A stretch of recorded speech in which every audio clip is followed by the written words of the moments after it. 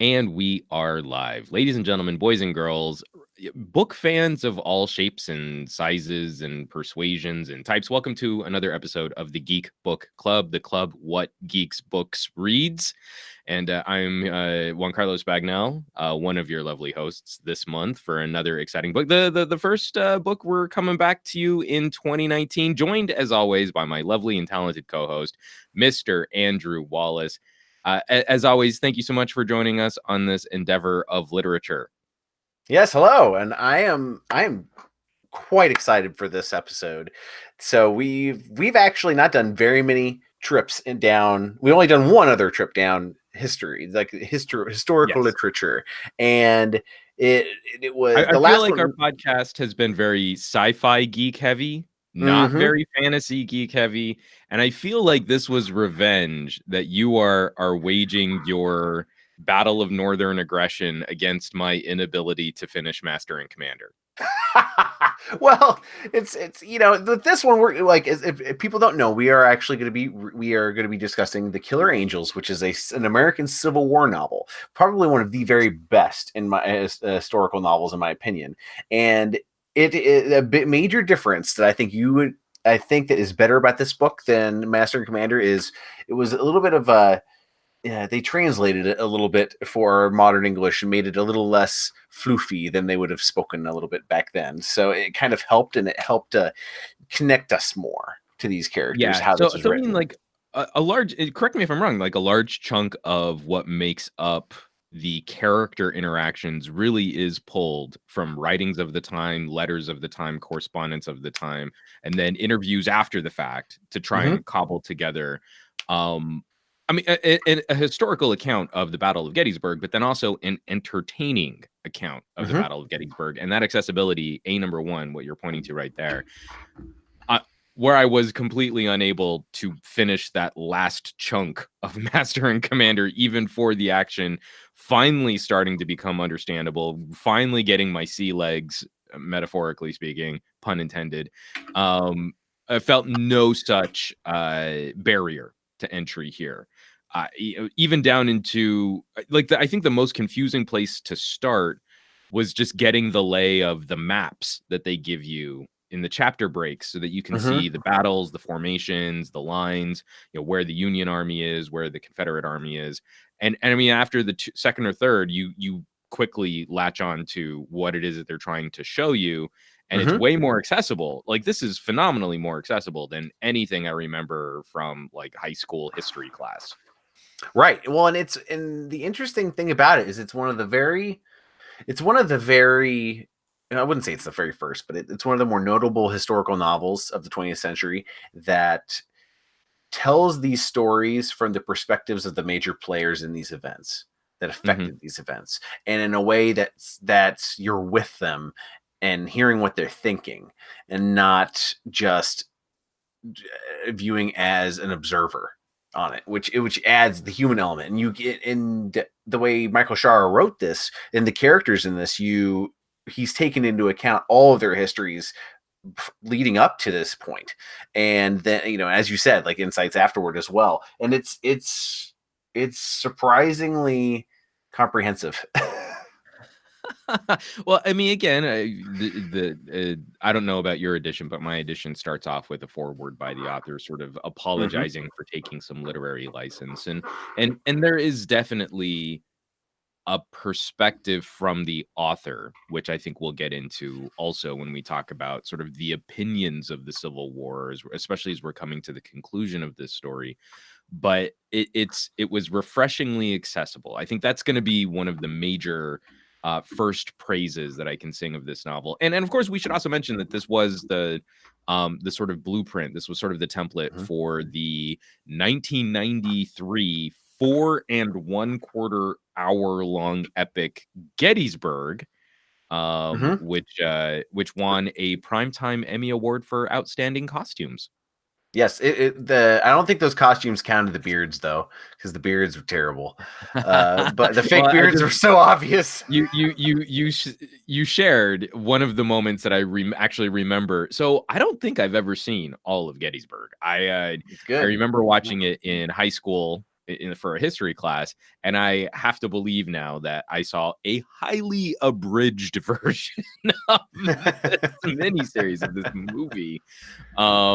Because there were a lot of moments from the book that I didn't remember, and I certainly would have remembered watching a 4.25 hour long movie in history class. But Well, you did share one of my favorite moments, which is the bayonets, and the mustache looks ridiculous.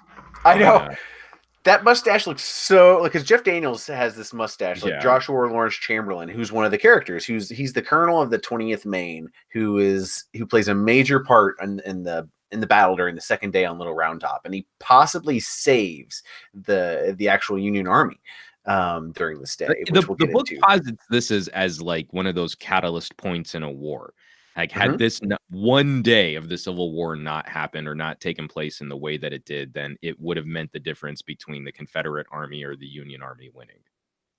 Yeah, it's very, very, very possible, and it's interesting too, because Joshua. Okay, so I guess do we want to go at this kind of chronologically for the battle? Actually, what I'd like to start off with is, again, owing to your co-host here really sucking at reading history, just what we were wrapping up 2018. We had just come off of of a really wacky, intense sci-fi mystery story. What made you think to revisit this? Because this is also the middle book of a trilogy, and we're not starting from the first part of this story. What made you think that the Killer Angel starting in the middle was going to be our hook? Well, this book was written first. I will say, Michael Shaara wrote this, and then his son actually wrote Gods and Generals, and which is the first book, and the prequel, and then the sequel, which was The Last Full Measure. I actually read Gods and Generals, which was also made into a film, which was. It had great battle scenes. There was much in that there is an issue in today's political climate that book that film adaptation maybe has some issues too. Yes. Well, and that's another reason why I really latched on to the Killer Angels as well, because I see a lot of the divisions that drove us apart back then are very relevant now, and we're just in a different age that expresses those divisions, and it also, this book is, and as I kind of delved into that, this book really is a microcosm for the Civil War and what those and those problems that caused it, which relate to now, and it's a fascinating case study. Yeah, and the human drama of it. And explored with more art and more nuance than, again, I didn't get to take honors U.S. history when I was in high school, and whenever you would study this in sort of just regular history class, it's very much, well, and then the Battle of Gettysburg takes place there, and then General Lee surrenders at Appomattox, and then President Lincoln is shot. And you're like, that's how they talk about the Civil War, with no romance, no artistry, no heart, no humanity. And now let's actually start digging into the book, because as we explore some of these themes, obviously some political rhetoric and some historical ideology that I viscerally disagree with. I think one of the most impressive things about this novel is, with its accessibility, it actually makes Confederate military commanders sympathetic. Right. That you don't agree with their cause, but you understand it, and that gives them some humanity, and that makes moments of this book very difficult to read, even when you arrive at what many would consider to be the desired outcome. Well, oh, absolutely, and if we're just gonna dive into it, it's really interesting. We're talking about this cultural aspect of the war, and reading through this book, I really got the sense of the tragedy of the South. It was some people in certain parts of the country might say that oh, it was that they lost. That's not the case. It was the fact that they fell into this trap of the old world aristocracy that was brought up by oh gosh, he was the British observer who came. Fremantle. Yes, Fremantle Colonel to me is Fremantle. one of the most satisfyingly comedically tragic characters of this story. Oh, absolutely. And he was a real person, and he yeah, like after the war, not after the war, but after he left Gettysburg, he's like, oh yeah, no, he drank all the Confederate Kool-Aid, and the way He he wrote a book proclaiming that there would be a Confederate victory and that he was yeah. he wanted to be the socialite that like had like an entourage and a a relationship with the genius military commanders who will be studied in Europe after this. Right, and like there's this part that we both discussed that both it resonated with both of us, where he talked about how like they were transplanted Englishmen, and it's basically they brought the old aristocracy to the new world, and and it really does like strike home where you can dehuman like an era basically any aristocracy where like that in gentlemanliness. Like, we'll say gentleman and aristocracy. I kind of use those interchangeably a little bit, and it always leads to dehumanizing of other people.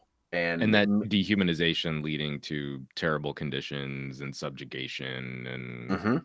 sort of Yes, income absolutely. inequality. I don't know. I just plucked that phrase out of nowhere.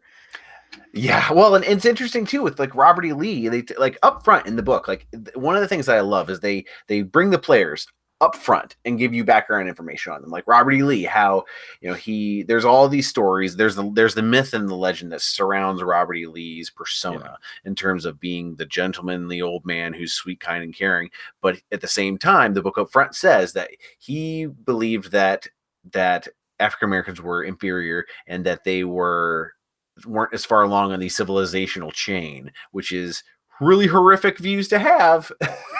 um, but so it's an interesting. The thing that makes it really crazy is just the juxtaposition of him with that, and so he's a real tragic character in this as well for most of like all of his latter part of his life. So it's fascinating. We've got General But also, I Longstreet. mean, before we Oh, leave just yeah. the introduction of Lee, I never realized that he was just such a strange amalgam of the time because he was also for commanding armies in the Confederate South, he was also Church of England. I mean, Hmm. it, any idea of Union, the United States of America, what brings people together, an oath that you might take to serve a military or to defend a country, any of these things fall apart in an individual like Robert E. Lee. For being the Right. brilliant military commander that he was and the respected historical figure, just he wasn't really of those people. And then he betrayed his vow to the first country that he served. So what does that make his word worth? And then it was his own hubris that largely contributed to some catastrophic errors in judgment that Hmm. likely doomed the I mean, it's just so many pieces to try and unravel and untangle. We have a lot of characters to discuss, so I didn't Yeah. want to get too hung up on that Oh no. just now. But Oh no, it's great. Like and it's and we'll get into this too as we get into the actual battle. But like, yeah, he's very much an old. He's a it's like a the Civil War was a Napoleonic transition. commander. Yes, Yeah. yes, it was a transitional period in military history, and he was of the past, and generals like General Longstreet were visionaries of the future, and it's in terms of military history and military tactics. And Longstreet is probably the next most important Yes, figure. I would say he's actually maybe the beating heart of this book. agreed, And agreed. being self-reflecting, and then the amount of time that we focus on, I think correct me if you think I'm wrong, but I kind of feel like a majority of the book, he is the character that we view the war through the most, his eyes. Agreed. With Absolutely there's agreed. a Union counterpart, Chamberlain, that um is sort of the companion story, but I think it's Longstreet's story the most out of any Agreed. of the characters. Well, and if you think about this too, like the way the book is separated, the Union side, you for the most, well, you do get General John Buford in the first part of the first day of the battle. That's the highest level you really get, first person for the story being told from their point of view. And he's just a cavalry commander. Uh, Joshua War Lawrence Chamberlain is just a colonel of one regiment, while Longstreet is a corps commander. Yeah. And in that, so it's really kind of lopsided in terms of representation of rank and how they do it, but it's the human story the way they tell the human story equals it out. But Longstreet, like the whole thing is kind of, it almost is in a way, this book vindicated Longstreet in a lot of ways, because he was really vilified in the South after the war because he criticized Lee after he died. Yeah. And well, according to the book, maybe not completely after he died. That maybe he was right. already in quieter circles discussing what he felt was a failure of leadership at Gettysburg. Well, and there was a lot going on too. Like we've got so I guess we'll start out first day of the battle. Well, I guess that's leading up to it. Lee's up north in Maryland. He's north of Washington, looking to go and to get the Union Army out in the open and somewhere and destroy it between north of Washington, because the only hope that the Confederacy would have had to win the war was thunder outside. But we've Nice. during the war, like essentially, since they didn't have the economic power, it was to basically pull a Vietnam and just lose their will, make the North lose their will to fight, and a big part of that was to destroy their army north of Washington. Well, and fighting on that front would have split the Union Army. It would have prevented a number of assets from getting reinforcements or from getting supplies back from the North.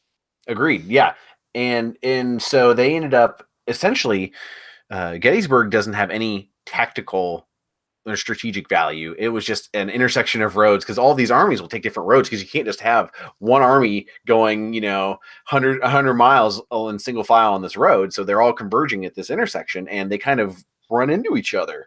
And there's a character of John Buford, who's a cavalry commander, who's an old Indian fighter, and he is basically tasked with he finds them there and has to hold them off, and he's thinking about, there's all this high ground that we have to hold, because we're going to have to attack. Like there's going to be a battle here, and we have to have the high ground if we're going to win.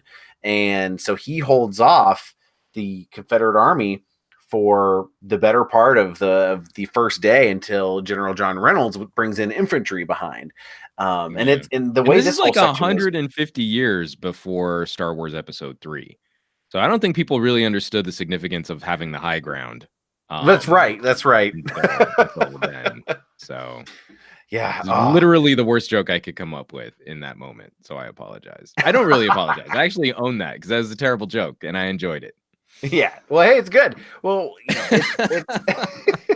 it's so like that first day.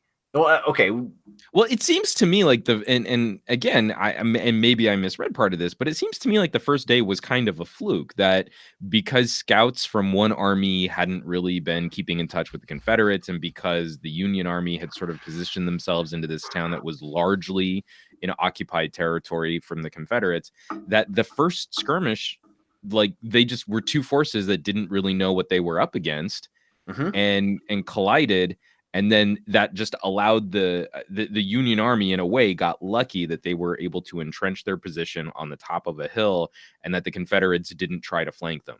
And that's literally, I mean, again, the book composites this as like two decisions in the course of 3 days largely saved the Union Army from catastrophe. And I loved one big part that I loved in this book. There are several parts that I love in this book, where Lee goes to meet Lee and Longstreet both, or depending. Like they go the first time he goes to meet with Ewell, like saying, "Why didn't you take the high ground that was unoccupied at that first day?" And talking about how the new commander would defer to his subordinate most of the time.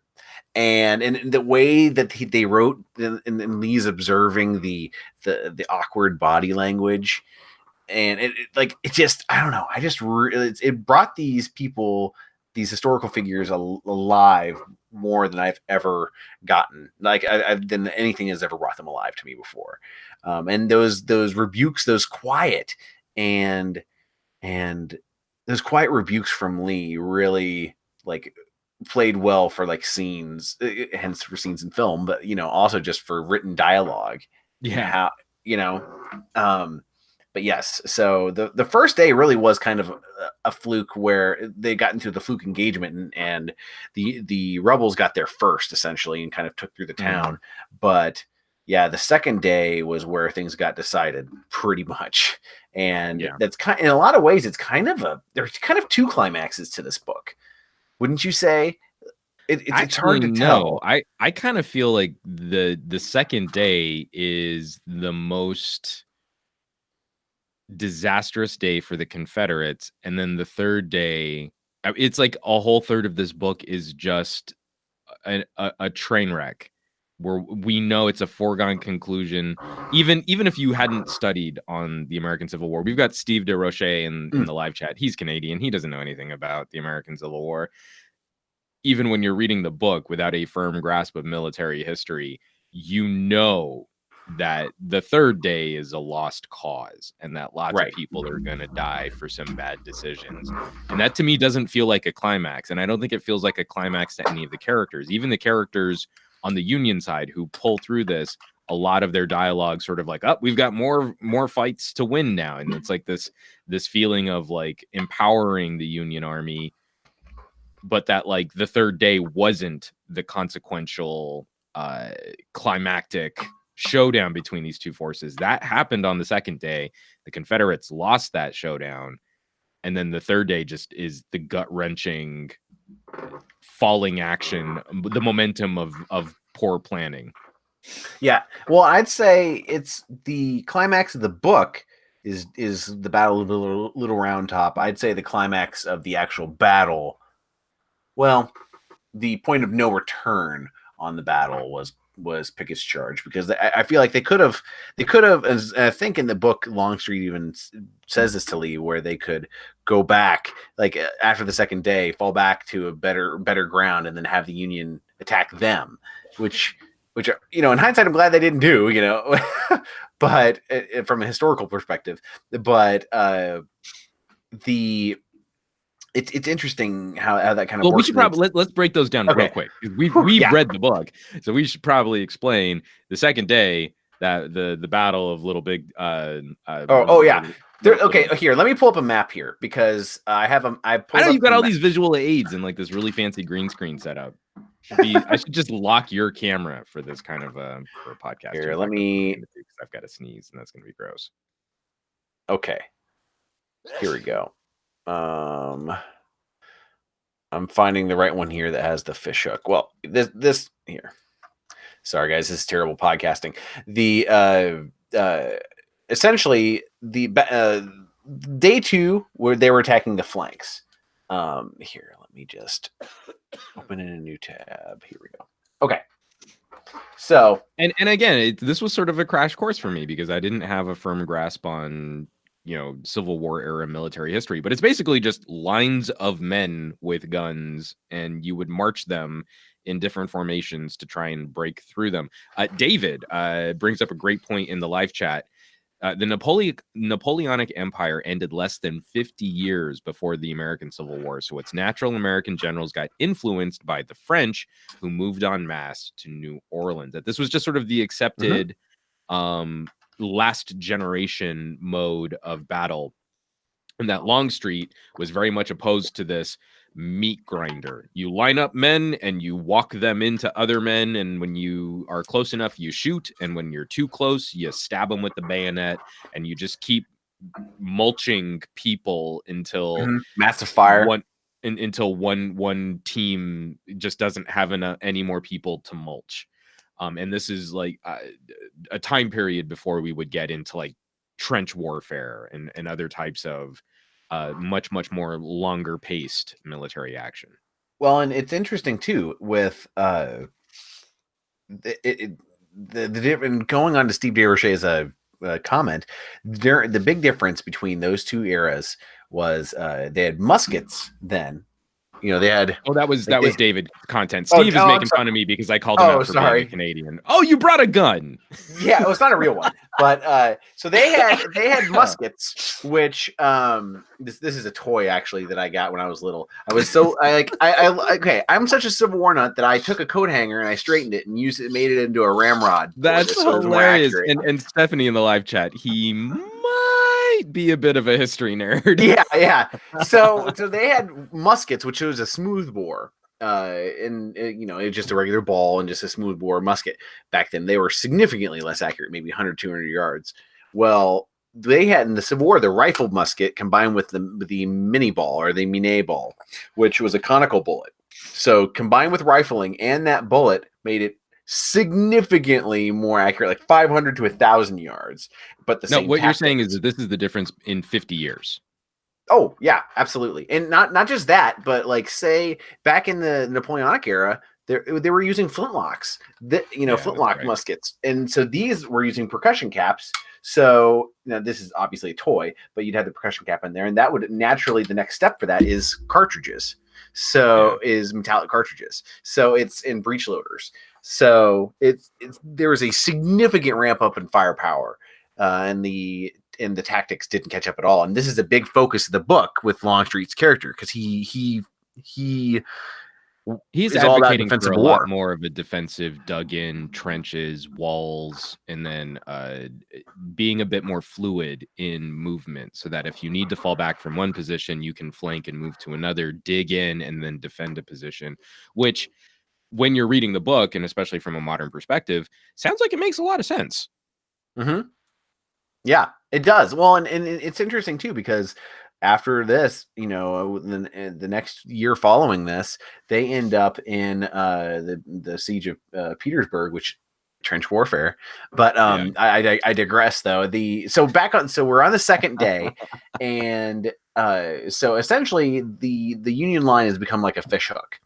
And at the far left of the fishhook, and this is not entirely accurate here, but like there's Little Round Top right here, and the 20th Maine, which is Joshua Lawrence Chamberlain's character and his unit, is on the far extreme left of the Union line, and so they're tasked with defending Little Round Top from the flanking Confederates, since Ewell was attacking on the Confederate left, or I'll just call it the Union right, and then Longstreet was attacking on the Union left. Well, essentially they fight it until they have no more ammunition, and they end up, since they're at a fishhook, what they end up doing is they can't go back because they'll overrun the Union line if they do, and so they just charged forward. Hence the bayonets, meme. It's like in the book, it's sort of a panic response. We're out of ammo. We can't hold this line anymore, and Chamberlain is watching individual men getting offed, and because again, your line is basically a line of soldiers, and they don't have bullets left, and even his own brother is now like just plugging a hole on that front line, and that the only thing he had left was like run at them with a knife. That was so crazy that it did break what Confederate muster there was in trying to hike up this hill to try and take this hill. Well, and it was really interesting too, because the way the maneuver that he did, and it kind of this is one thing where I don't think the book did a hugely great job of describing what he did. Was so say here's the Union line. Here, he reformed the line so it's at a right angle. So the Confederates, sorry, this is for the people who are listening, this is probably terrible, but essentially they would come up and to their left, and so when they charge down, they charge swinging like a gate. So they charged down the hill and swung like a gate, so that when they met the Confederates coming up, they met them on their right flank as they were coming up. So they were getting shot from the main line that was still up at the top of the hill. And then the side that was charging down.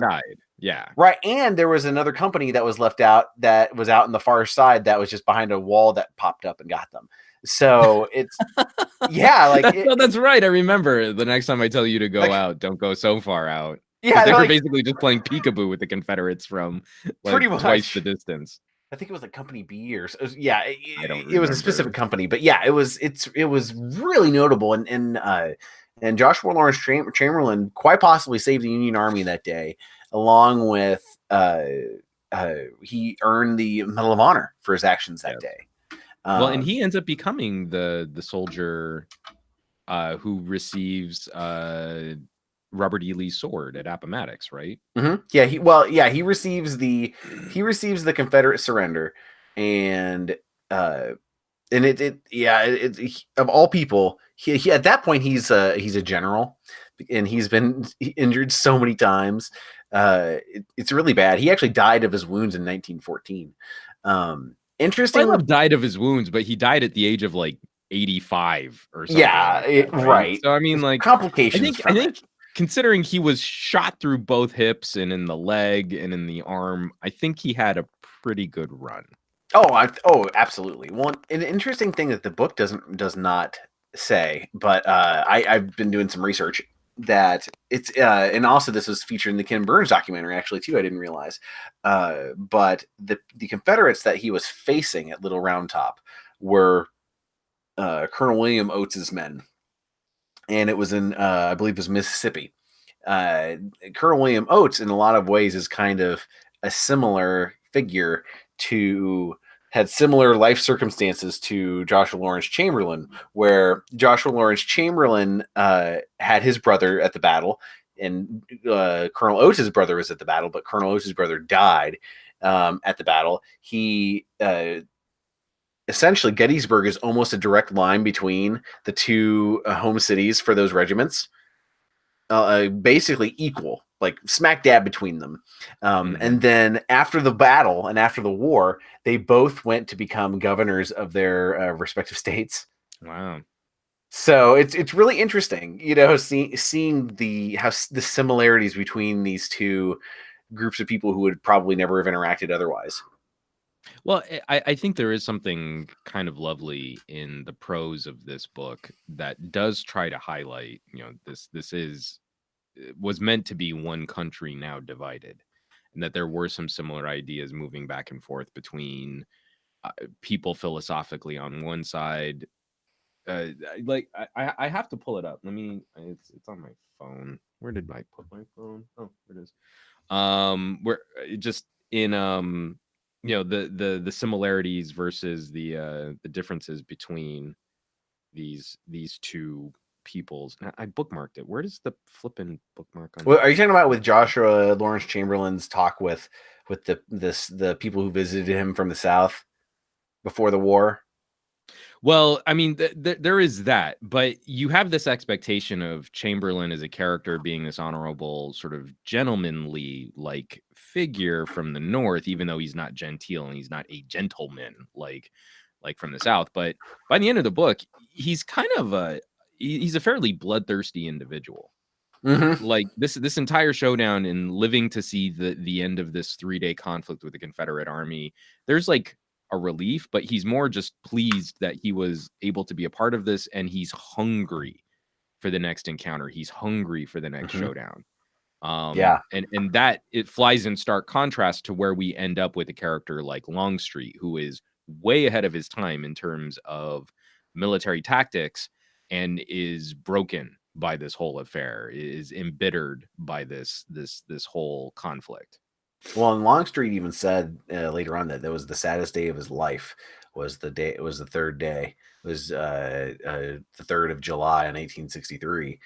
And it's interesting too because after in this book, in a lot of ways, and we talked about how this is in a lot of ways Longstreet's book, and it's in a lot of ways this book vindicates him because after the war he was vilified by the South. He became a Republican under which at that time was Was the a more party of Lincoln. liberal, yeah. Yes, it was the party of Lincoln, and so he was close friends with Ulysses S. Grant. They were friends at West Point, and so like not only that, but then on top of that, he dared criticize Lee even after Lee died 5 years after the war, and so he became kind of the most hated man in the South. in a lot of ways, and this book really kind of vindicates him in a lot of ways, because he, even though we don't agree with the cause that he fought for, we understand that he was right. There are little hints of like, is he a bit like a Rommel figure? Right. Yes. In terms of honorable tactician, respected military mind, but fought on the wrong side. That's bad. No, Mm-hmm. the thing I was going to allude to is literally in the foreword of this book, which it's really rare for me that I start reading a book and then just a simple turn of phrase makes me know I'm going to love the book, right? Like our last book, 6 Weeks, the first chapter set up something that I knew I was going to enjoy, and whether or Mm-hmm. not it fully succeeds, you'd have to go back and listen to that podcast. But it was just a simple turn of phrase in the foreword describing the Confederate Army. It is an army of 17. Here we go. It is an army of 70,000 men. They are rebels and volunteers. They are mostly unpaid and usually self-equipped. It is an army of remarkable unity fighting for disunion. And then about a paragraph later, talking about the Union Army. It is a strange new kind of army, a polyglot mass of vastly dissimilar men fighting for union. And again, just being able to sort of so Mm-hmm. succinctly put that that Yeah. that that disparity, that the differences between these two in such an artistic and poetic, bullet point of a comparison between the two. It's like, that's what you need to know. Obviously they go into much greater depth with individuals and philosophy and the actual historical footnotes of these conflicts, but it was so simply served up to you on a silver platter right from the very beginning. Like, this is the book that you're going to read. You Mm-hmm. already know what the outcome is going to be. There is still going to be a lot of drama at how we get there. But ultimately, you've got a group of people who are very, very much alike, and they're fighting to break this union. And then you have a bunch of people who are very, very different, and they're fighting to try and save this experiment in politics. Yeah, it's a really unique, it's a really unique point in history, just to, and one of the best. And it's interesting too, I love how how Shaara states Lawrence Chamberlain's speech at the beginning, because at the beginning of the book they pick up a bunch of mutineers from another regiment, and he's talking about, he's trying to convince these guys to come and fight with him, and he's talking about, it's a very different, army, where they're not fighting for land, they're not fighting for gold or booty, they're fighting for other people. Yeah. And now that's how the book is written in here. Of course, in reality, there was a lot of people in the Union side who didn't have the most noble intentions, but that's one of the things I loved about Lawrence Chamberlain. He has kind of a naive innocence, even though he's not naive at this Right. point, because he's been No, the through. book is definitely aspirational and idealistic. Oh, Absolutely. absolutely. Well, because at this point, and they don't, like, they mention it, but you don't get the full appreciation of it. Of that, Lawrence Chamberlain fought at the Battle of Fredericksburg, and where they had 1,000 men in the regiment, and by this point they have like 300. Yeah. And they don't put in this era. They didn't just have replacements. They ran them till they bled to death.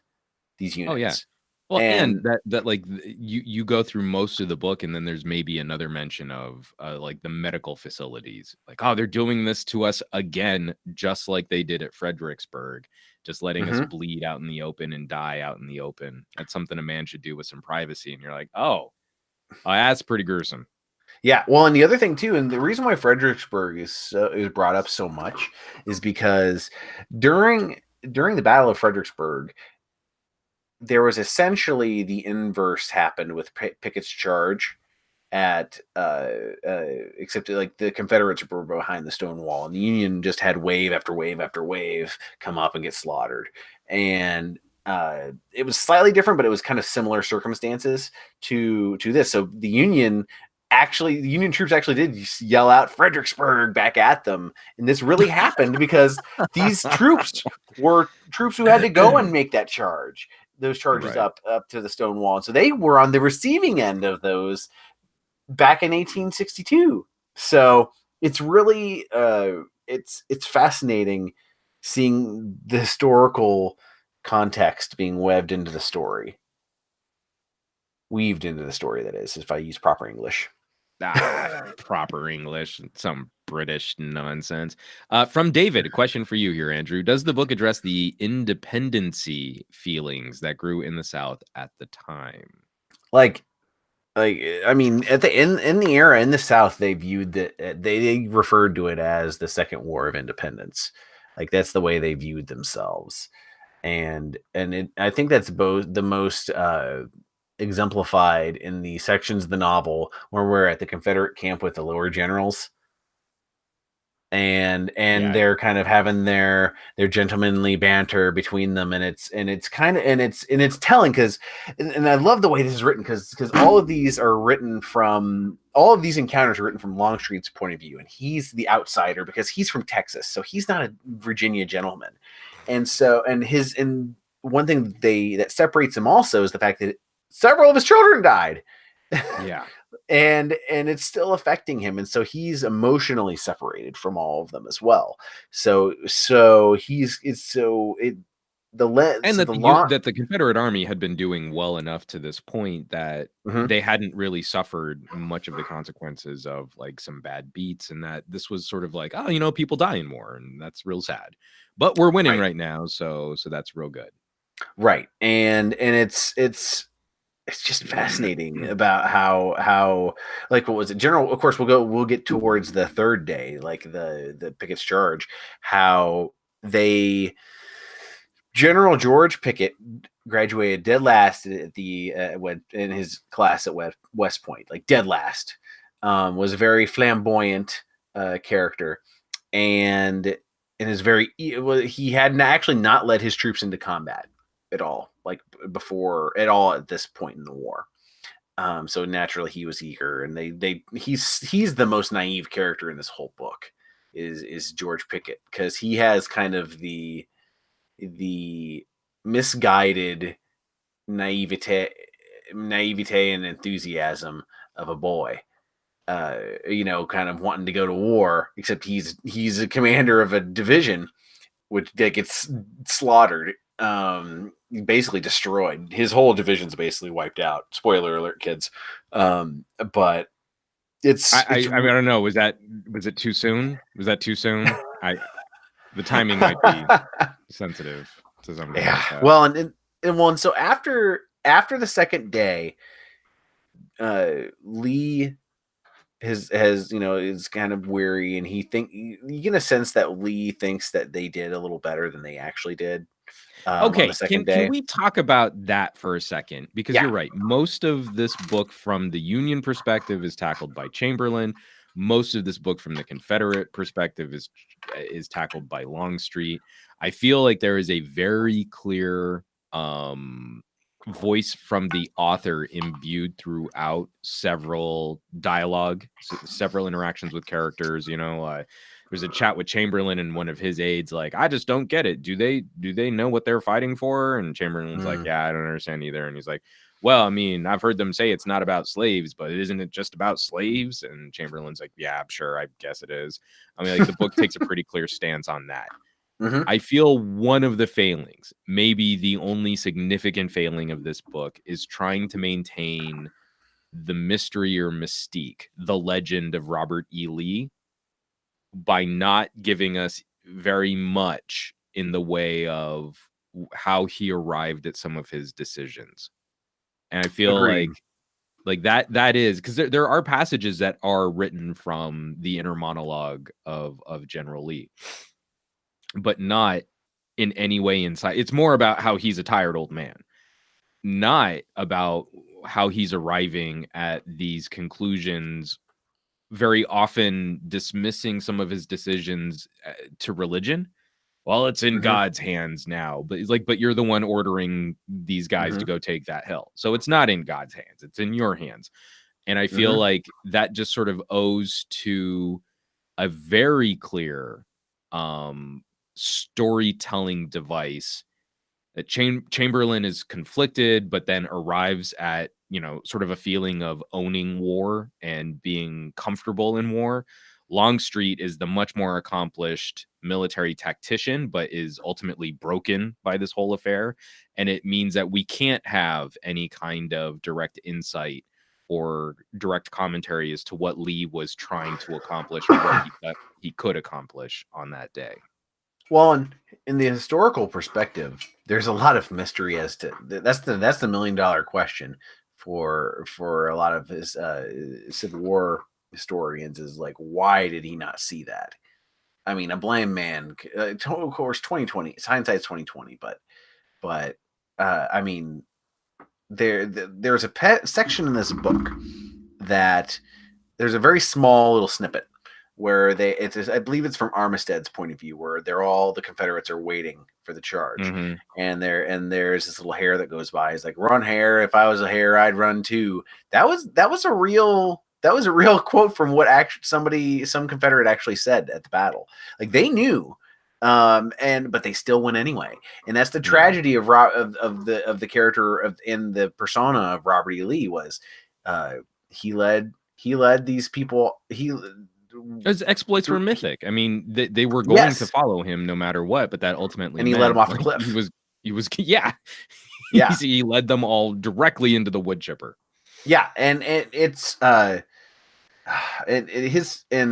Shelby Foote, a very famous Civil War historian, said that he felt that the Robert E. Lee's personal finest hour was after they had just gotten decimated at Pickett's Church. He actually went out into the field, met his troops coming back, and was saying, "It's my fault. It's my fault." And they still were like, no, it's not your fault. We'll do it again. It's just like, it's almost a brainwashing level of worship of this persona who couldn't match up to the military persona. He matched up to the personal. Couldn't live up to the myth of himself. And right. I don't think anyone really can. I mean, once you attain that level of notoriety isn't the right word, but you know what I mean, of reputation. Yeah, it's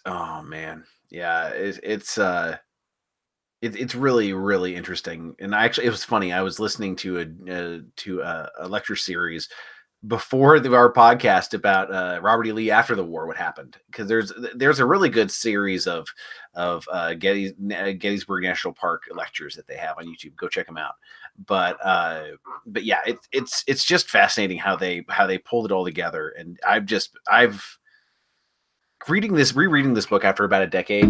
Really, I'm really glad I did, because I re-examined this book from a lot of ways that I didn't examine it the first time, and reading deeper into it.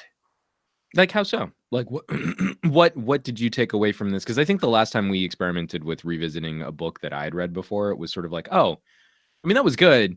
I don't think it was as good as I remembered it being. But right. Well, I tended to think about less about the battles side, because the first time, of course, it was the battles and everything and the strategy. With this one, it was a lot of it was about how the different characters represent different aspects of these cultures. How they become perfect archetypes for very specific political theories. Yeah. Mm-hmm.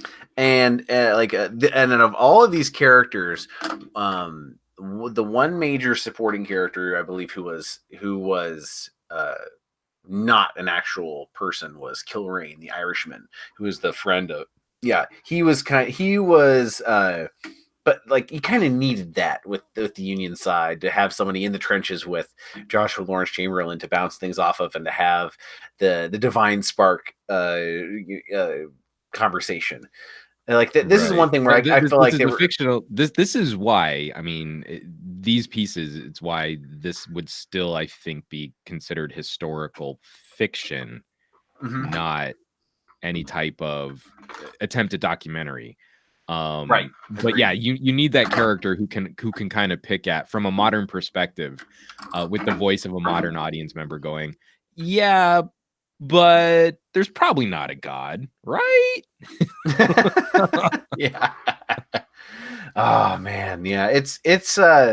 Oh man, it's good, and it's interesting too because I saw the film before I read the books.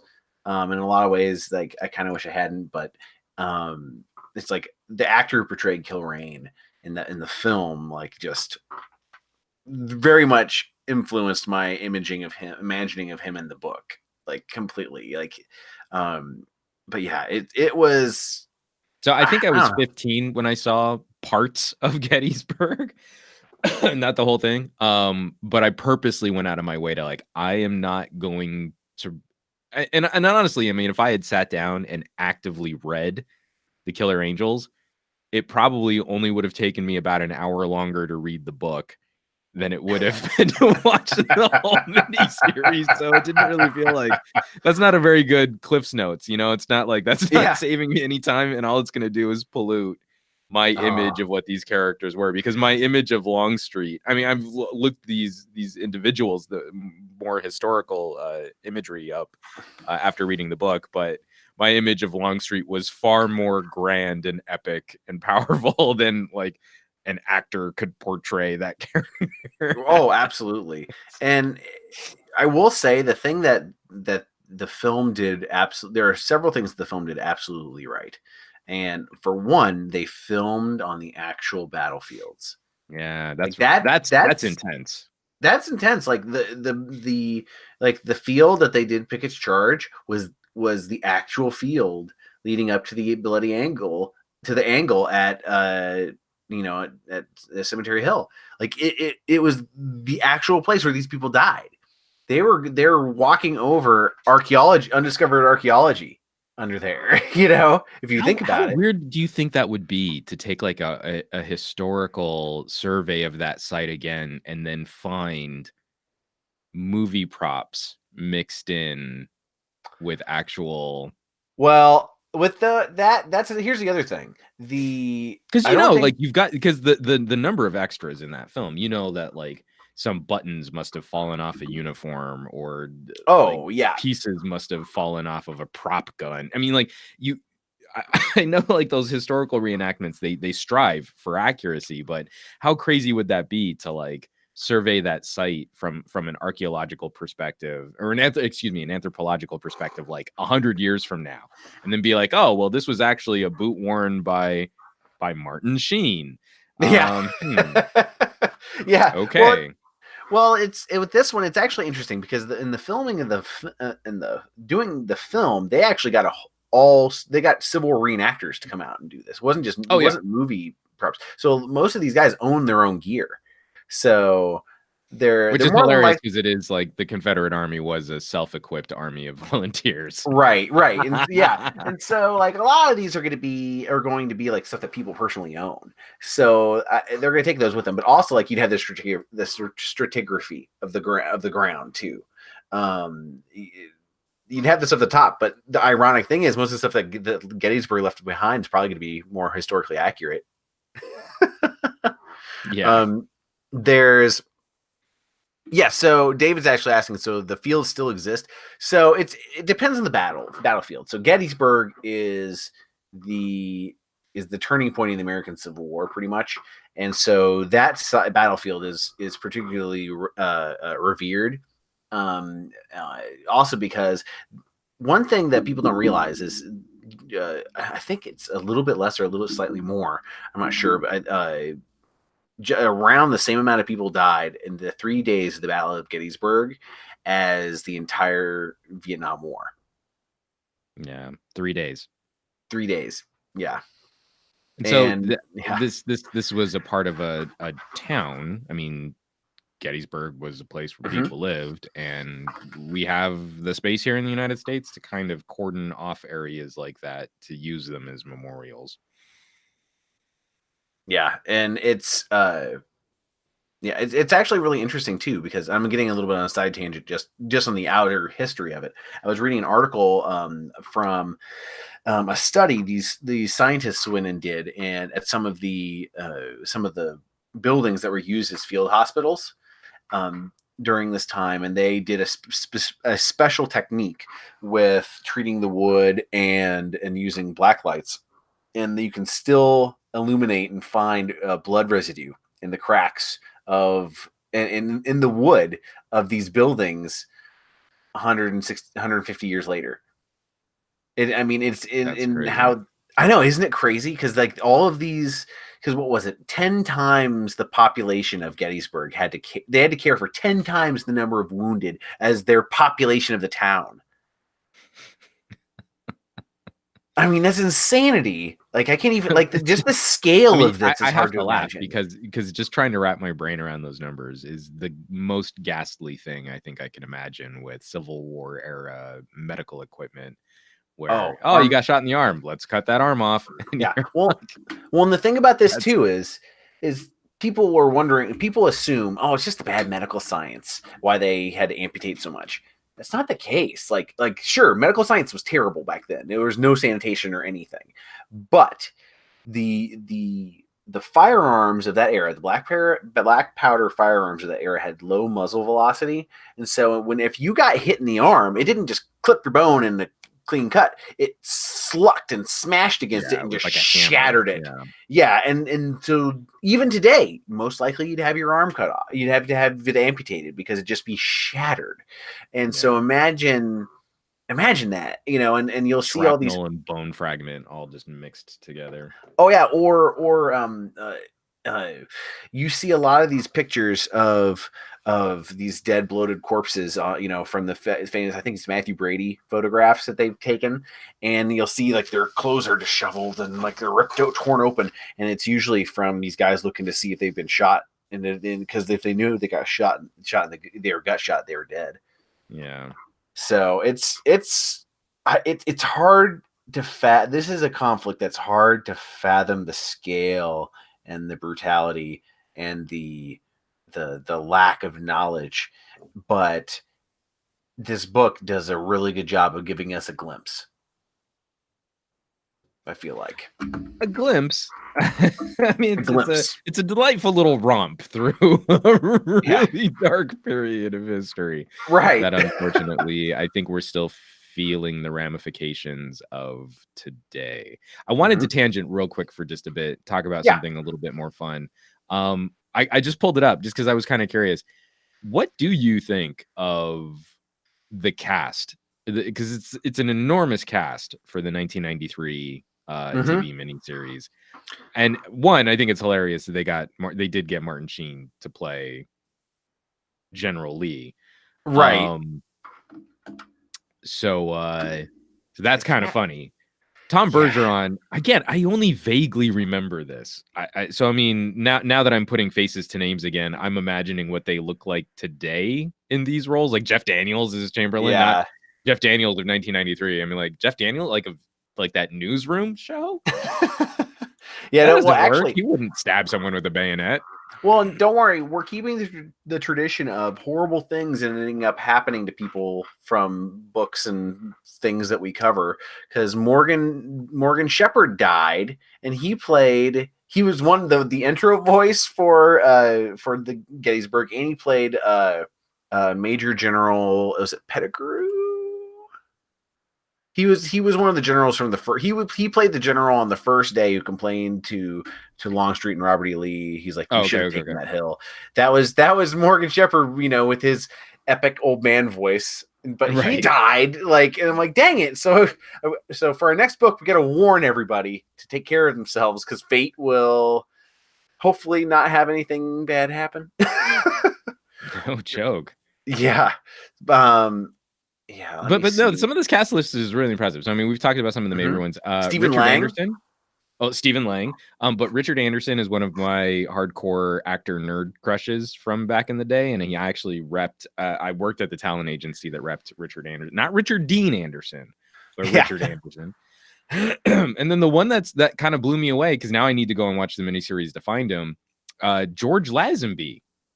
We had a James Bond in the cast as Brigadier General J. Johnston Pettigrew, which Oh is yeah. hilarious. Yeah, there's what was I'm trying to think, like Steve. I will say Sam Elliott played Yep. General Buford, John Buford, which is great. Like his portrayal was just spot on for what you would think. Like, I mean, all he has to do is just be Sam Elliott. Yeah. So he's sort of timeless. You can be John, Sam Elliott. Oh, well, we need him in Parks and Rec. Well, what's he gonna do? He's gonna be Sam Elliott in Parks and Rec. That's I will what say, he does. Side tangent, I do want to see his new film about where he killed Hitler and Bigfoot. Hells yes, I do. No, I'm serious. Like I will. I want to watch Sam Elliott be Sam Elliott, regardless of what Sam Elliott is being Sam Elliott in. I feel like that is a constant in my life and will continue to be so. Yes. Yeah. There's oh man, there's so many different people on this actors list, but like it's I will say I preferred Robert Duvall's depiction of Robert E. Lee in Gods and Generals. Okay. But I hated the writing of that movie because it didn't really follow the book nearly as closely as this. Because I will say, for the most part, the film Gettysburg follows the book very closely. There's one line in the film that I'm like, oh, you entered it in. It was like painful. They just wedged it in there because they couldn't stand having Longstreet, who's a Confederate person, being slightly sympathetic because without acknowledging the elephant of the room. Because they were like there's a line in the film where he's talking to Fremantle and he's like, "We should have freed the slaves, then fired on Fort Sumter." And it's like, that would have not have happened. There's no way that would have ever happened. No, that makes me happy you say that, because I loved how so much of Longstreet's dissent is just internal monologue, because he is an amazing, effective military mind who would respect all of the trappings of being in a part of a military construct. And that major part of that is like, well, you don't just, argue with your commanding officer. I've voiced my opposition. I've voiced my dissent in the respectful fashion of a military commander. And now my commanding officer just told me to take this hill. So I guess we all gonna die. Yeah. There's no way, like literally no way, from the depiction of Longstreet in the book, that he would have ever said anything about slavery, let alone saying, well, what we should have done is. Well, and you know what the interesting thing is, at the very end of the book too, they were talking about how he was interviewed and he's like, about the causes of the war. He's like, I never heard anything that it was anything but slavery. And this well, I mean, we were kind of joking about that before the podcast went up, and we joked about it a little too, but we can say it's about states' rights and states' rights to conduct their economy in a fashion befitting that state. And then, well, how are they wanting to conduct their economy? They're wanting to buy and sell people. So sure, I mean, you can make some sort of global, higher-minded argument about liberties and freedoms and states' rights economies, but it still kind of keeps coming back to one major economic force driving the decisions of the South. Well, and here's another interesting thing too. It's like there's the line, the Gone with the Wind. I've forgotten the main. Oh, I know what line you're talking about. Something. Frankly, don't give a damn. Oh no! It's like it's like the most important thing is land, and it's like, not in that economy. It wasn't like slaves were worth more than the land there. So like it's how were you gonna work the land?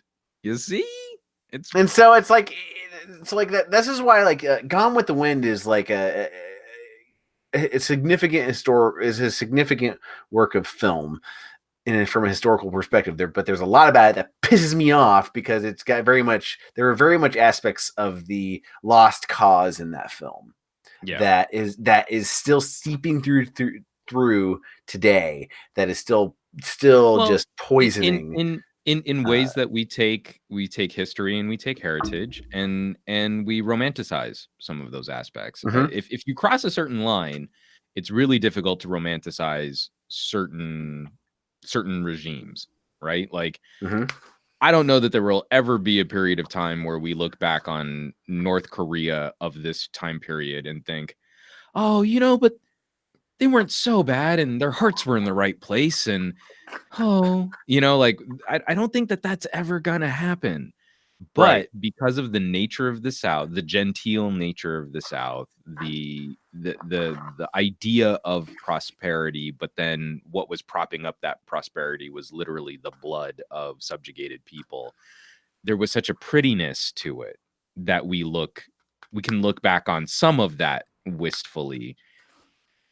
It just takes a pretty cold heart to ignore or to exclude how that was all paid for and maintained.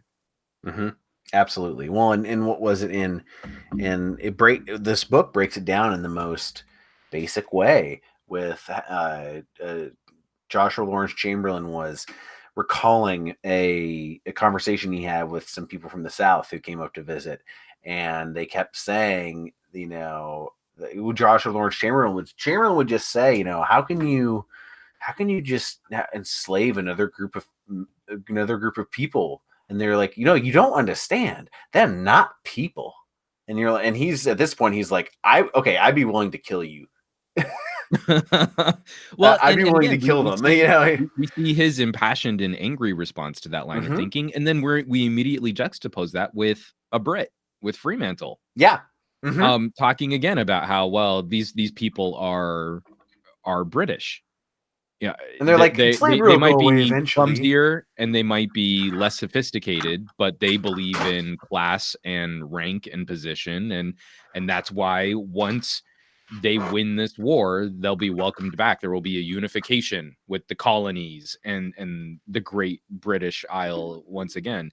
That again, the book does this really well in putting up these two different ideas and juxtaposing them in a way that's phenomenally accessible. Again, I think it's pretty clear the perspective of the author and what his thoughts and feelings are about the outcome of this conflict. I feel from a modern perspective, most rational people should lean in the same direction. But it's really difficult to peel back that outer pretty layer and understand it comes from this tragedy, or it comes from this loss, or it comes from something fairly vile. Well, We don't want to put that in our history, but that's where it comes from.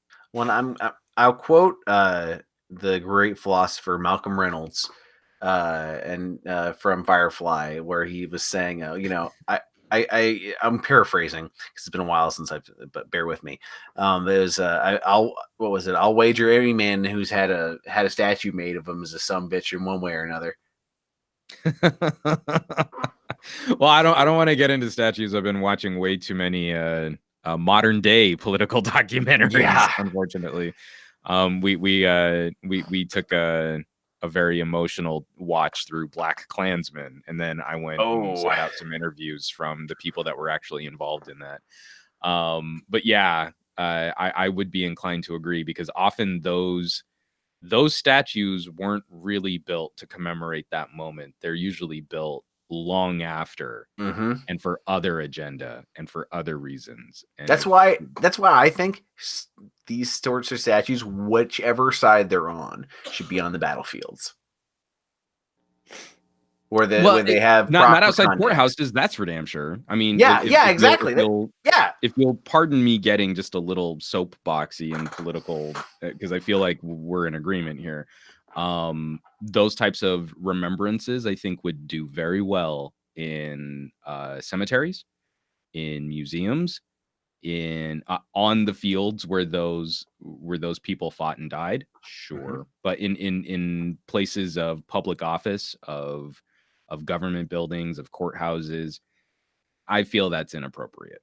Right. Well, and here's the other thing about it too. That's an interesting way to think about it too. Like, you could have the Robert E. Lee, and then there's also William Tecumseh Sherman, who was a son of a bitch in a lot of ways too. But he didn't fight for slavery. But it's like that's why I feel like we should limit those both sides, even though Lee was worse in a lot of ways because of support for slavery. But why just having him on the battlefields is more appropriate and would heal more wounds than it would divide. Yeah, and but open but but more. again, we live in a culture right now where imagery more than discussion or more than conversation or even more than reading through history, the imagery is something that seems to spark the most emotional responses. And what these things represent is a very ugly, entangled process of personal opinion and again history, but sort of filtered through someone's unique ideology. And Hmm. this will hopefully be one of those times where things get really bleak and things get really dark and a lot of things get broken so that we can put them back together stronger than they were before. So we'll have to Absolutely. see how we come out of this. Yeah. So because I did not realize that this was a trilogy of books. I'm assuming you've probably read the other two. What are your feelings about how this fits together as a series? Well, I have. Okay, I hate to disappoint you, but I've not read the last full measure. Actually, the last part of it. What? I know, I know. It's been on Come my bucket list. on. It's been on my bucket list. I Your read. bucket list like someday before you die? Yeah, you know, Why don't seems appropriate for the genre. You Andrew, know. I would rather not be after the discussion that we just had because you're my buddy. I would rather not be considering your mortality at this time right now. Why don't we just say it's on your list of things to read and not Yeah. just Oh, okay. someday Well, I'll be dead and maybe I'll have gotten to the third book of this trilogy. well, so I read I read Gods and Generals, which is the first book, about 12 years ago, I'd say. So it's a little fuzzy overall. I read it about 3 years after the film came out, and it was pretty good. They had a little bit of a focus on Stonewall Jackson, though I think some of that was a little bit romanticized because Stonewall Jackson was a religious zealot. He Mhm. was a Christian religious zealot who was an extremist. And let's just put that mildly. But they also had like talk with like Ulysses S. Grant. They had, or I'm sorry, not Grant. It was Hancock. They had more of Hancock featured in the book than they had in the film. Hancock was the person who was mainly defending on the third day against Pickett's charge. A fantastic fighter. Um, it was pretty good from what I remember. They concentrated a lot on Bull Run. Well, Bull Run actually wasn't really concentrated on at all in the book because neither Lee nor Jackson. Well, okay, I take it back. Jackson was at the battle, but Lee wasn't at the battle. It's been okay. I'm sorry, I'm rambling, but it was really good. Let me just put it that way. It's just been a long time since I've read it. Right. But I mean when Sorry. you're saying it's the first book, this is written 20 years after Yeah, The Killer Angels? essentially. Hmm. So Written he by the writes son so of the author too, oh, okay. So the son of Michael Shara's son, Jeff Shaara. 20 years after The Killer Angels, writes a prequel to The Killer Angels. That's how these fit together. I was thinking it was a continuity, a trilogy of like Michael Shara went out to write 3 books. So this Mm-mm. doesn't seem like that was the original intent. No, no, no, no. It originally was just going to be this, and I think that this book overall is better as a microcosm of the war than the other two by themselves would be, if that makes Hmm. any sense. Because all of the players come to a head in the intersection of Gettysburg, and the rest of the war is almost decided at that point. It's just who's going to be left at the end and what's going to be left. So it's interesting, but like Joshua Lawrence Chamberlain's main no pun intended. But Joshua Lawrence Chamberlain's main like climax for his life in a lot of ways was the Battle of Little Round Top. So it's like coming down from that, it's more like the depiction of the battle is really good, but a lot of it's like for these individual characters and their arcs. A lot of it's just excess, not really excess, but supplementary life experiences that you get exposed to, if that makes any sort of sense. Gotcha. And so then is the third book also of a later time period too? That also The written. third book, so basically Gods and Generals is the beginning of the war all the way up to right before Gettysburg. And then the last full measure is right after Gettysburg all the way to the end of the war. So this is a trilogy, but it would be like if The Empire Strikes Back were made all on its own as this like perfect science fiction film, and then George Lucas revisited 20 years later to do A New Hope. Yep. And then Return of the Jedi. So I mean, Mm-hmm. do we call this a trilogy? I mean, does it really? I mean, they're all the same characters too, but I don't know. It's To me, it weird. would Like, seem that a 20-year modern perspective, a 20-year difference in modern perspective, written by the son of an author, to me speaks of probably a little bit more separation from the original story that sort of captured people's imaginations, and they went off to make a mini series about. so then let me postulate this to you. Would you consider Blade Runner and the new Blade Runner to be not a duology then? No. The soft reboot. No, I mean, sorry, I couldn't help it. Right now, we live in sequel and reboot and soft reboot land. So, I mean, I guess we've been trying to blur those lines. But to me, it was curious because I was reading up on this and like, man, this is interesting that we're going to be reading the second book of a trilogy. And then the book was so satisfying on its own terms, especially for how little they spoon-fed you other military engagements. Like even getting into the little synopses at the end, the epilogues, what every character went through after this battle, kind of a thing. And they just Michael Shaara very clearly just like, oh, and this happened at this, and there's another battle over here, and this guy was at Appomattox, and then this person did this, and you're like, I mean, you didn't take like 3 paragraphs to explain that this battle happened because of this or Fredericksburg or these things, and because I don't feel like those characters would have. Right? Those Right. characters wouldn't have stopped to give the movie theater exposition of, well, you remember when we were at the Battle of Fredericksburg and this thing happened and then we had to charge that wall. Like that's not how those characters would have related to each other, and it would have felt artificial. And Michael Shaara avoids so many of those traps that now to hear that these 2 other books weren't written by him and were written 20 plus years after he wrote the first one, to me feels almost like, well, what we should do is preface this whole book with another book that explains how we got to this book, and maybe I don't need to know where Darth Vader came from. Right. Well, and maybe that's not really the important part of this galaxy far, far away. I will say a lot of his other Jeff Shaara is involved a lot, and he does a lot of historical fiction works as well, and like outside of just this trilogy, and I like his writing style from what I remember. There's some interesting bits in the stories that he chooses to write. Like he's done one about World War One. He's done one about actually interesting one. He did one about the Mexican American War. So he has a lot of these characters on either side who are together in their experiences going south into Mexico. Right on. Which is something I think it was Gone for Soldiers.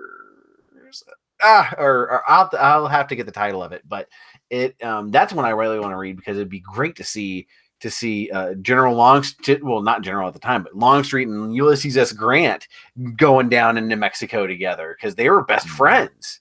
and so that's a really interesting story that I don't personally know a whole heck of a lot about, despite I'm a huge history nut. I don't know a whole heck of a lot about the Mexican American War. So that's something that's on my list too. It's on my less urgent than bucket list, I guess. You know. Damn, man, you are so morbid on this podcast.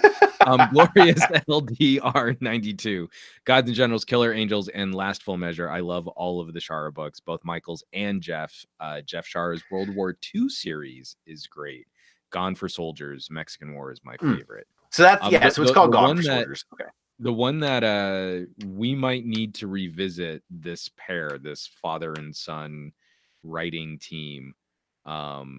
Because I mean, it's not that they wrote the book together. The son actually writes the foreword. But if we're gonna do more fantasy geek stuff, and we've done lots of sci-fi geek stuff, and now we're doing some history geek stuff, I feel we probably should do some sports geek stuff.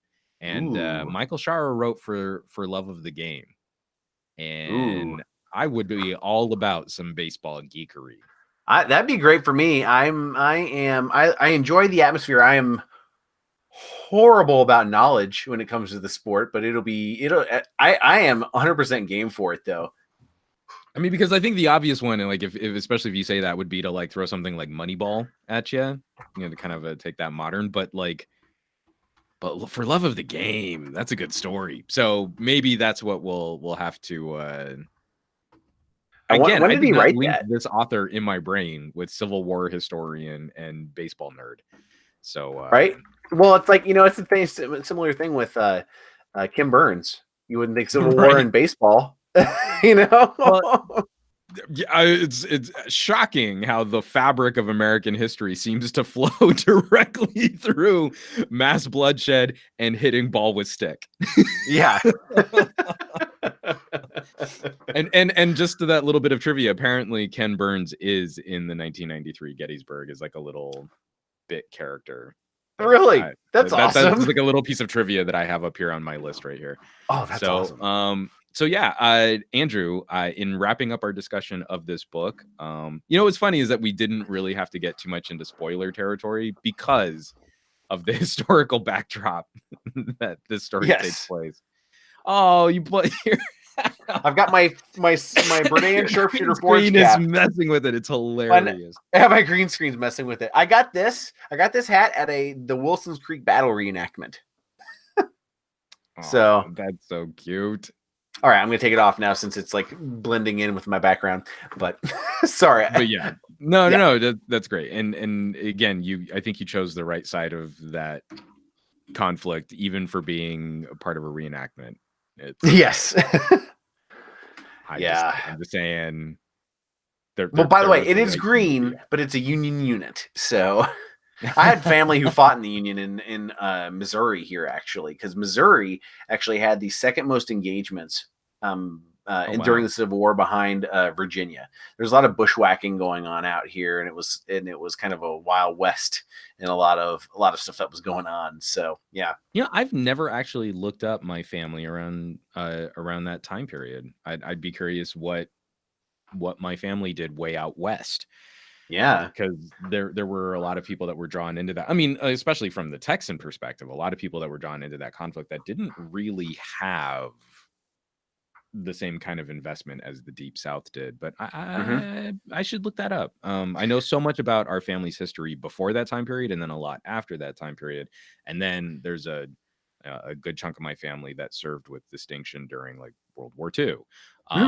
But I should probably look that up. It's interesting to think that like we're only a handful of lifetimes away from that.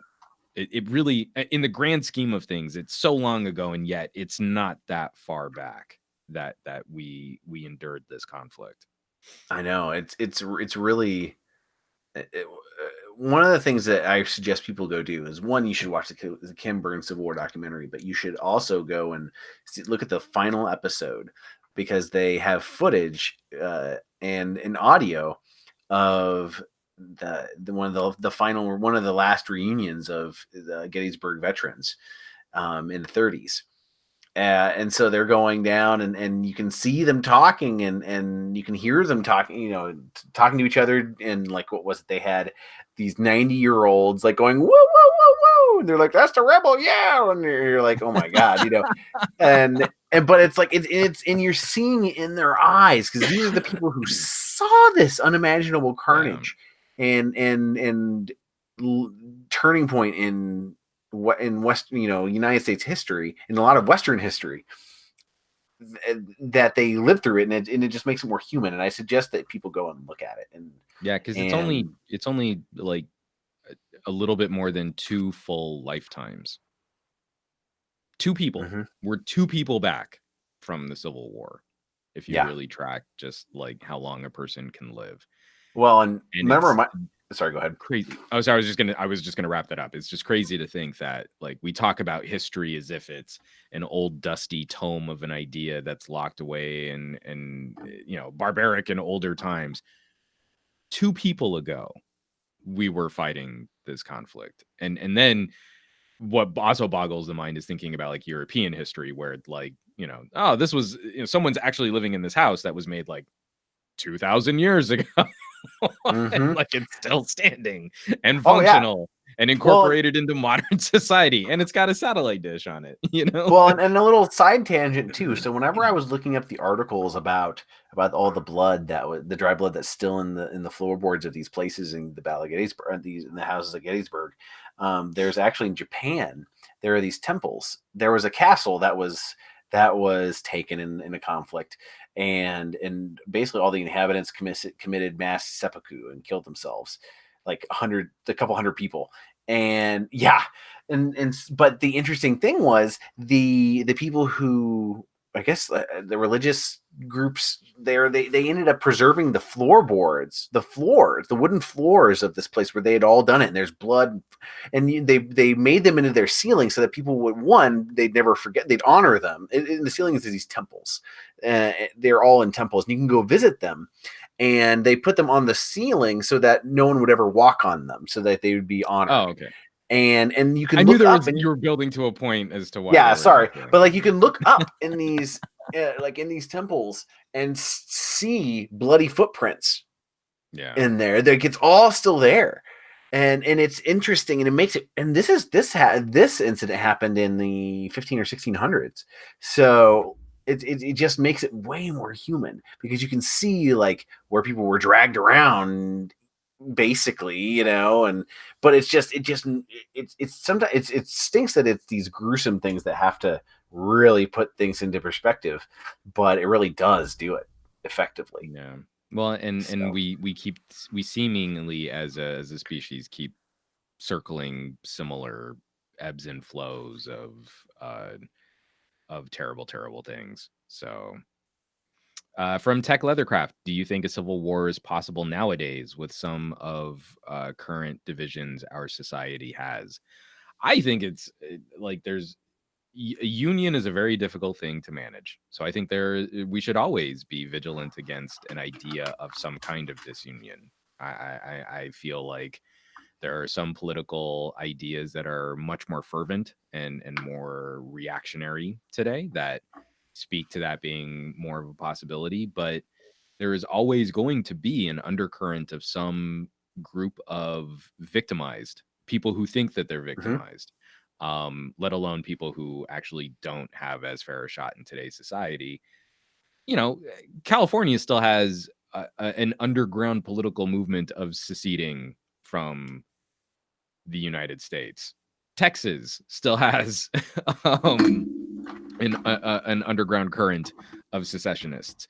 Quebec still has people that tried to vote for leaving Canada. Well, It's and it's always going to be a part of the fabric of any society that ideas of dissent can sometimes manifest themselves as breaking or dissolving a contract or a union. It's just right now, I feel one of the things that would go a long way towards saving, or staving off any more potential damage to this would be to see that the fruits of unions start to work the way that they should.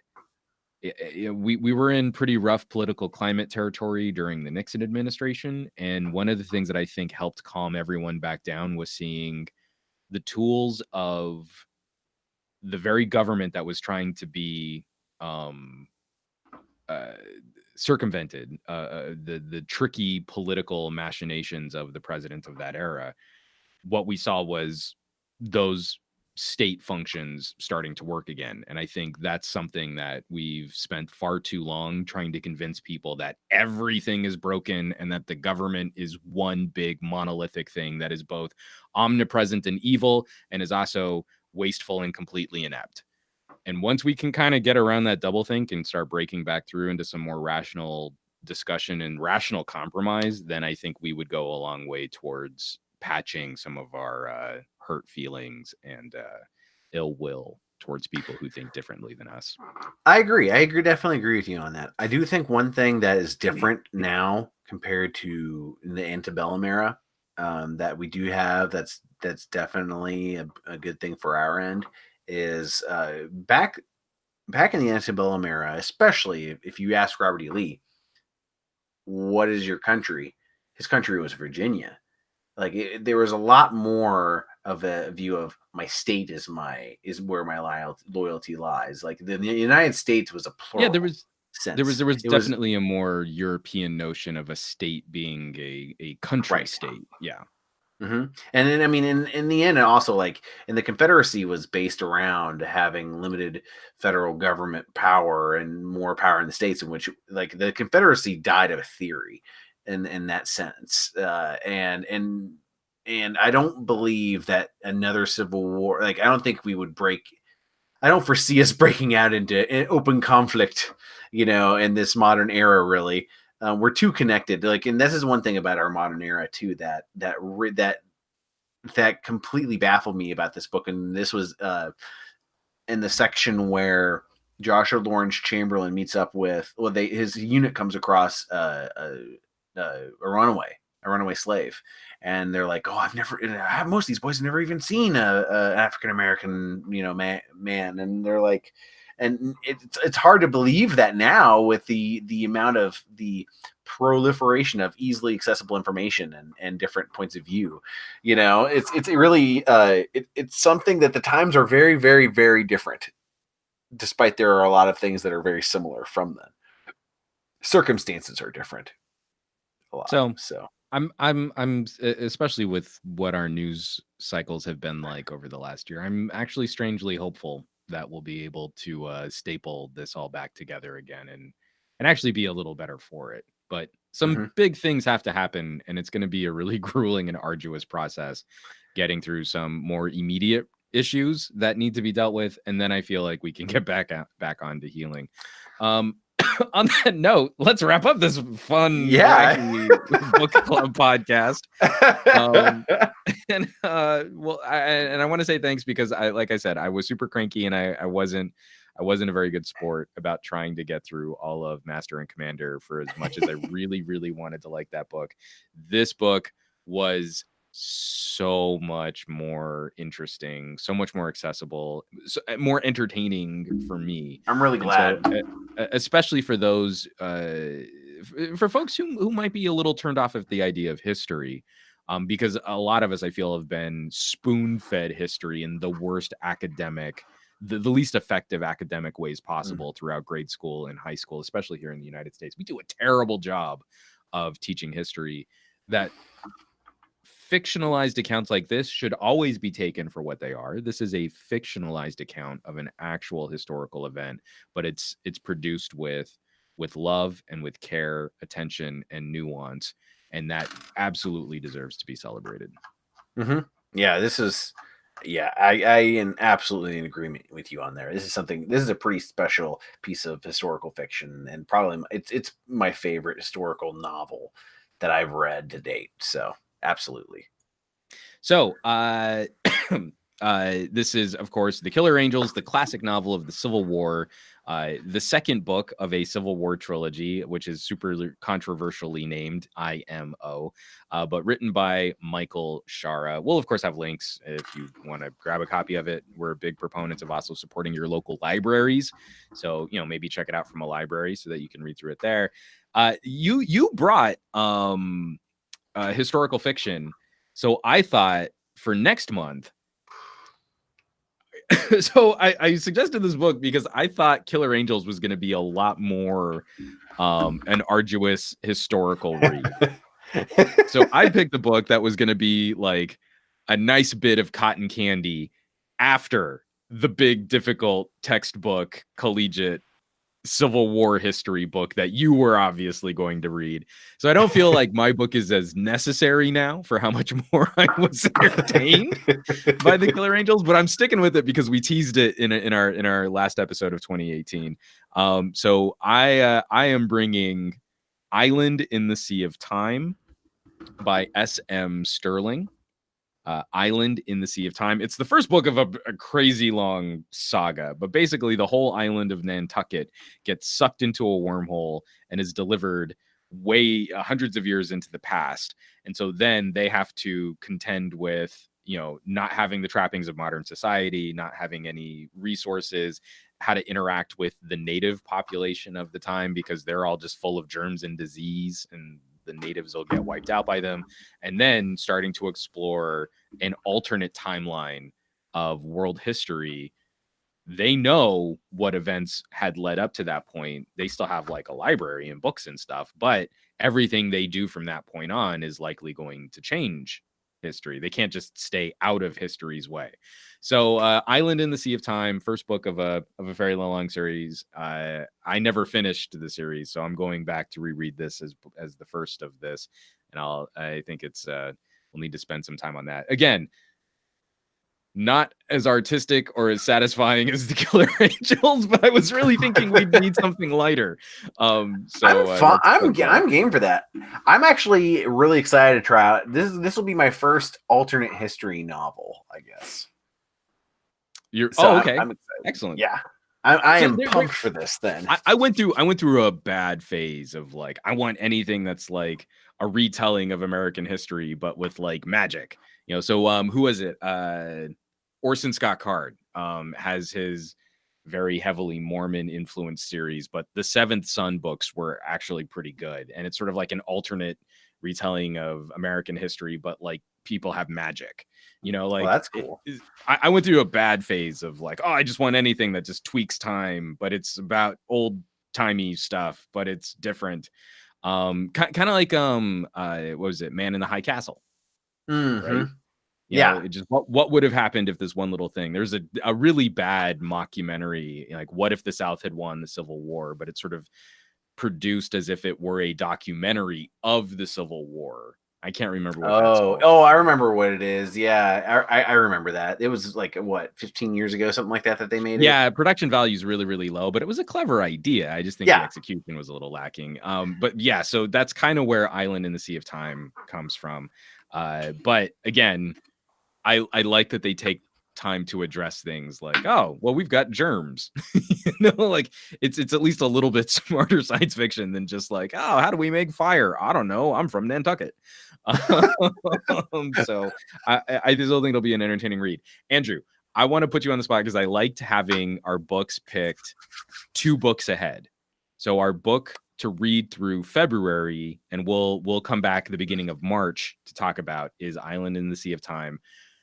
Would you be game to join me on a book and movie watch through of Annihilation? Ooh, I'd be up for that. So we want to say that the book. I've not seen that, so it's like I was like, ooh, that's. I didn't realize that there was a book that it was based off of. Yes, I'm so excited. Okay. Awesome. I'm excited for that. So I am very much in love with the movie. I made my poor wife. Okay, so I tricked my wife into watching the movie because it was coming out during some controversial film discussion. I go to her and it's an all-female cast and they're scientists and soldiers and they've got to like figure out what this alien thing is. The movie is like straight up horror and she hates horror. I trick her into like watching this like female empowerment, and oh boy, it's just a shame that this movie didn't get more buzz or more advertising because the female Ghostbusters didn't work, but there's this other movie that's amazing and it stars Natalie Portman and just no one talked about it. She's like, I definitely want to watch that movie. I totally sold her the wrong movie, so that I cannot. I almost like. You should have gotten a photo whenever all I can say is her reaction to wiggling intestines. that was bad, but I think like everybody else, the screaming bear pig person. Oh, okay. I have seen that scene. That scene. She was so mad at me. We finish that movie and we turn all the lights on in our living room, and she's on the other side of the couch. And normally, like, she's watching something scary, and she'll want to like snuggle because it's cute and it's scary. Like, no, she was for real upset and kind of freaked out, and she was not happy. So, I feel like that should be the book we read in March to talk Sounds about fun to me. at the beginning of April. So, and I'd like to kind of do the twofer because I hear kind of like what we did with Altered Carbon, you know, some of the differences and how the book fits together with the Netflix show. I think we can have a little fun, or Ready Player One. I think we can have a little fun with maybe reviewing Annihilation, the book, and then talking about how that was different. So that's not this month. That'll be next month. But this month, Island of the Sea of Time. Next month, Annihilation. Sounds good to me. I'm excited. And Stephanie says, Andrew, you will not do that to me. I feel like I might have ruined any nefarious plan that Andrew might have been able to concoct by. Don't worry, I'll find.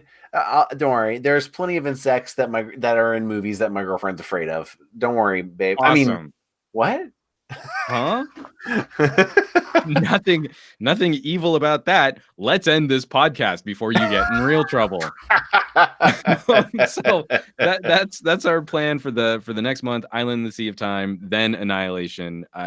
Geek Book Club is an interactive book club. Thank you so much to everyone who jumped in the chat. Glorious, LDR92, Stephanie Lynn, Tech Leathercraft, Scully's House of Thrillers. Scully's House of Thrillers jumped in that Scully writes thrillers, so I'm gonna check out your channel, man. I'll see what you're working on. Steve DeRoche, Goran Petrovic, David. I went to bed. It was like 3 a.m. David's time. But this is an interactive book club, and one of the reasons why we make such a big deal at the end of every episode is so that you know what we're going to be reading ahead of time. So if you want to read the book with us, you can come jump in the live chat. We'll definitely have those kinds of contributions focused more so that we can all be sort of working on the stuff together. And also I like just that community idea, the online book club. You know, I don't want to have to get in my car and drive to some place with a couple friends and talk about a book where we're never really going to talk about the book, and it's just an excuse to, like, you know, drink beer. I like those nights too, but I also really like these books. So next two books, you know what they are. There'll be links on SomeGadgetGuy.com. You can also find the Geek Book Club around all social media, the Instagrams, the Facebooks, the Twitters, where you can get all the info on what we're reading, what we're going to be reading next, and when our episodes are going to be dropping. So you can join the conversation too, and kick us some messages on that social media so that we can have some conversations about all of our favorite books and what books that we should be adding to our list for future episodes.